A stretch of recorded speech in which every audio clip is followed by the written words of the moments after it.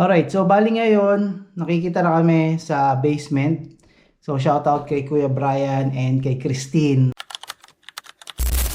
Doon kami ngayon nakastay sa kanila. Ang best opportunity na nakita rin namin is that kailangan namin mag-move ng mas maaga gawa nga ng yung sa mga bata. Naisip kasi namin ni Aisha na if dito pa rin sila mag-i-stay sa may kung pinag-eskwela nila from last school year, the adjustment na if ever ipo-pull out namin sila, mas malaking adjustment yung gagawin ng mga kids, especially sa bagong classroom, sa bagong routine, sa bagong mga classmate. So habang sila ay bago doon sa community, may mga bagong classmate din silang mamimit, which is they will be able to gain new friends and they will be able to have their new routine. So first day ng school nila kasi rito. Ayan. So sila ay magbabas. Kaya naman kami ay maglalakad papunta rito sa bus stop. Kaya yung mga kasama nila, syempre kasama rin sila kuya. Ayun no. Oh no. Sila kuya. Dito kami ngayon nag-iisa sa kanila para at least yung mga bata diretso at maka-experience doon. Hindi pala ma-experience, masanay sa school bus. Don't go. Don't be scared. First time nila mag-school bus ng mga tao? Oo, first time nila. Oh. Okay, Layla, come on.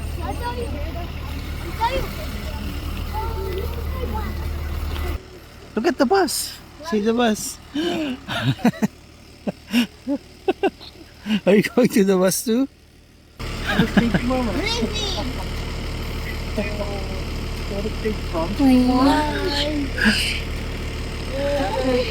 How are you?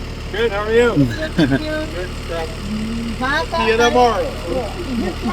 Maybe good luck.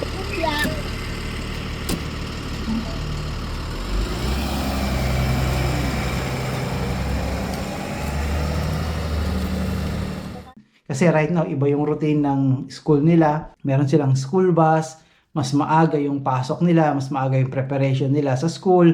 And even si Arya, sinusundo siya ng school bus, tapos dinadrop siya dun sa bahay. Open your jacket a little bit.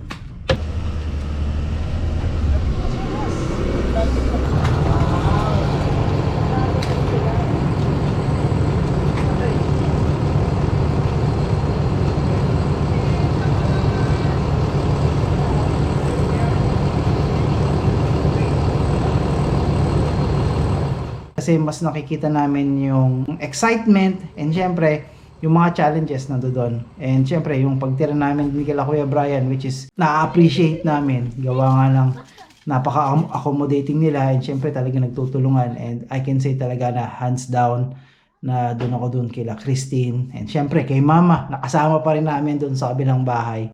It was really an awesome experience until everything is going to be settled. And yan, maraming salamat doon sa mga tao na sumusuporta pa rin. And syempre, doon sa mga bagong challenges na iba yung mga taong makakasama mo. That's the reason why hindi ako walang masyadong videos, walang masyadong edits. It's really because yung tightness ng schedule namin ni Aisha. It's really something. So, dito ko na lang siguro tatapusin tong video na to. Maraming salamat sa pagsubaybay. And syempre, dito pa rin sa buhay sa Canada, makitrip at makitravel dito.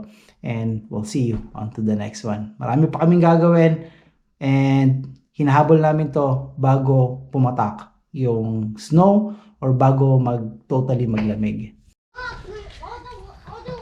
What are you doing? I fainted. You fainted? You're sleeping. Susubo kita kay mami mo. Yeah. Oh no. We should make a video too. Hey guys, today it's cousin Bandy. Yeah. No.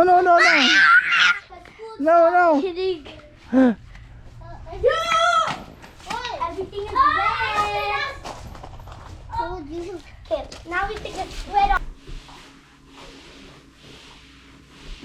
Daddy, the window falls. Bakit nila kuya? Parang Kahit the binato window nila. Hindi, yung gilid lang yan. Yo! Yung gilid, yung side. Oh, Baguio feels, oh. Look. Ang foggy sa area. Look at that. Look at that. Let's go. Mommy, hey guys. Today, 8:03 na eh. hey guys. So today we're going back to school. No. No. Umpisa na rin kami maglakad, Tin. Okay. Alright. Let's go to the side, girls, boys.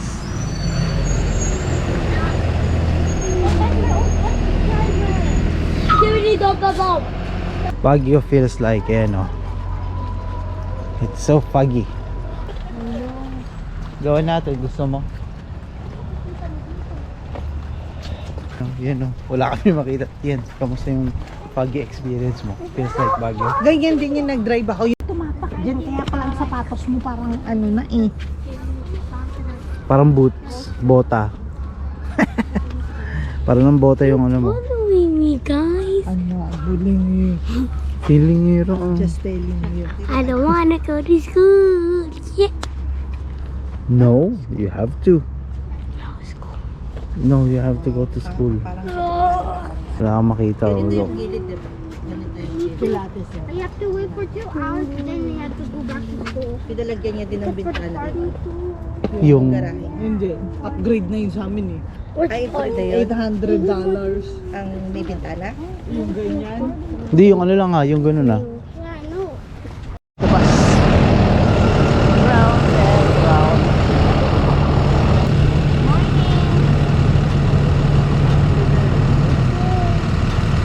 Right now, nag-stay kami kila kuya at doon kami ngayon magti-Thanksgiving.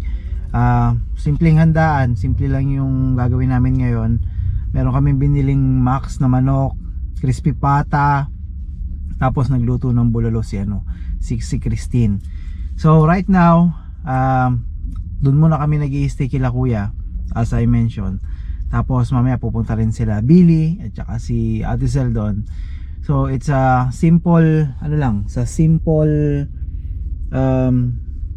celebration yan. Kasi maraming dapat ipagpasalamat sa mga opportunities, sa mga challenges, sa mga bagay-bagay kung ano yung mga nakukuha natin dito sa Canada, sa buhay-buhay. So yan, maraming salamat. And especially doon sa mga tao na nanonood sa video na to. Actually marami akong video na nakalatag. It's just I think it's not the right time pa para ilabas. But alam mo yon, nandoon lang eh. And for me, no, yung sa akin ngayon, yung realization ko, I do make videos right now for me to recall kung ano yung mga nangyari sa mga certain events. Kasi sa totoo lang, ang sarap balikan ng mga videos na yun. Especially kahit hindi siya naka-publish, naka-unlink or naka-standby dun sa studio, sa YouTube studio. Every time na gusto mo ng inspirasyon, I go back. Every time na meron kaming gustong i-clarify or gustong i-validate na kung tama ba yung mga desisyon namin sa buhay, binabalikan lang namin yun. Ano ba yung mga bagay na wala kami. And I think that's the essence of making videos right now. And hopefully soon enough, ma-share namin sa inyo kung ano yung mga challenges, yung mga opportunity, yung mga pinagagawa namin dito na marami kaming natutunan. And right now, yan. So, si Aisha is nandiyan dyan sa Dalarama. May binibili siyang mat. Ayan, bumibili siya ng mat. Tapos pupunta na kami sa Pizza Hut para dun sa mga pagkain naman ng mga bata. So ayan.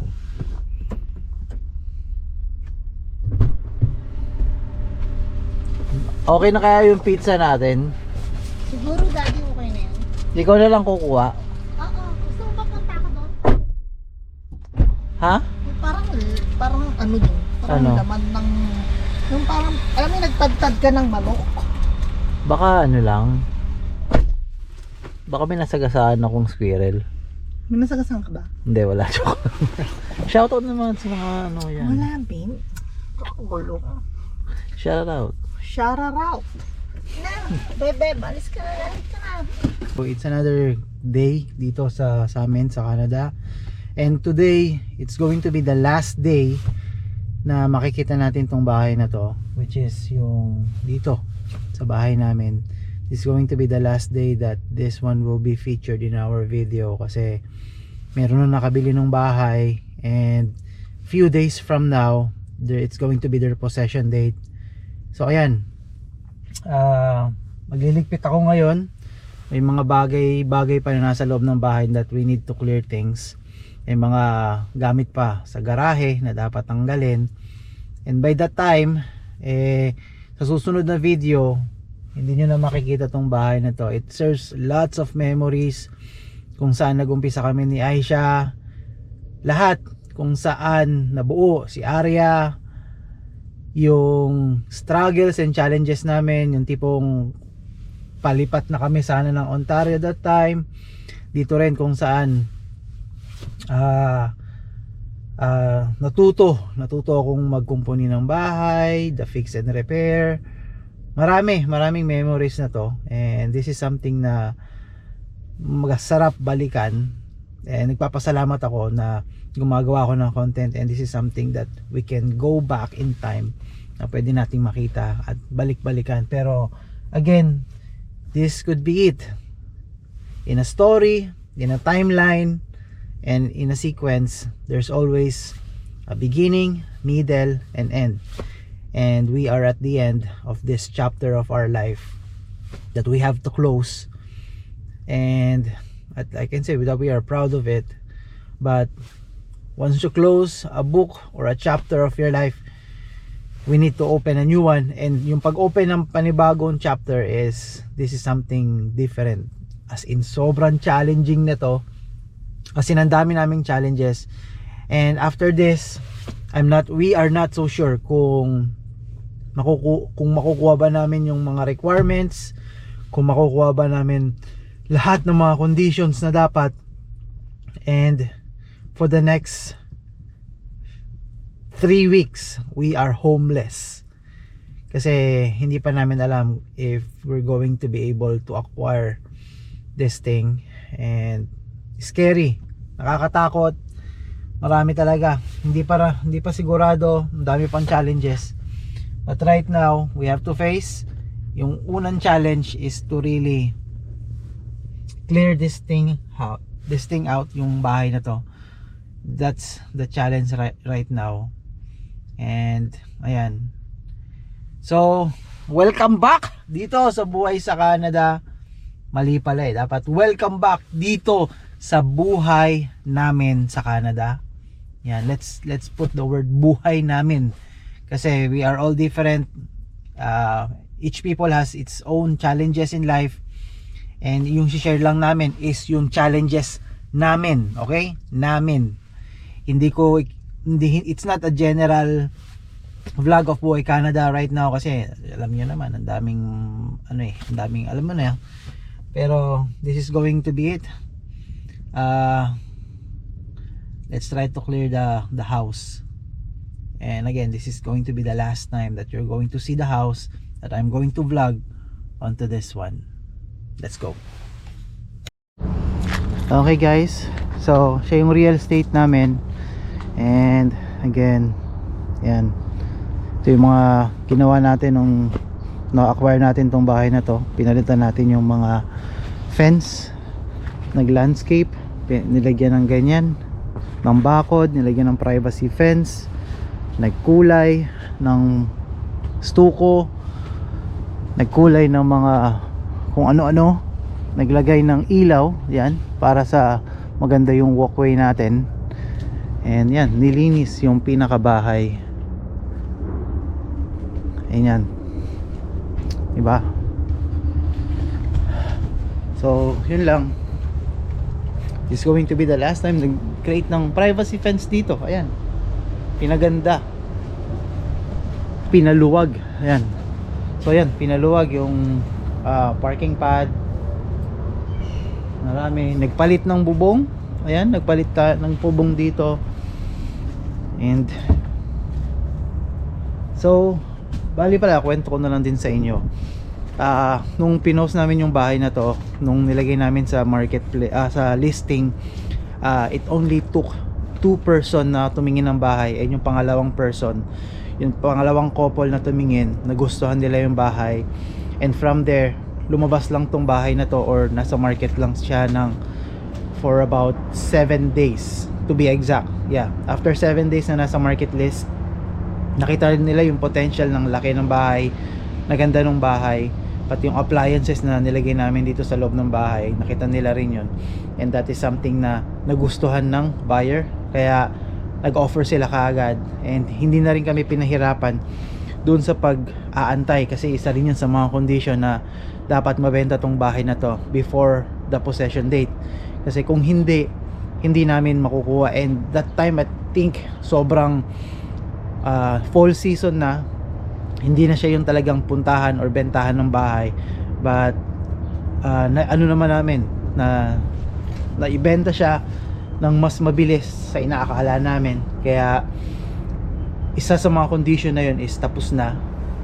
So kaya ngayon eto,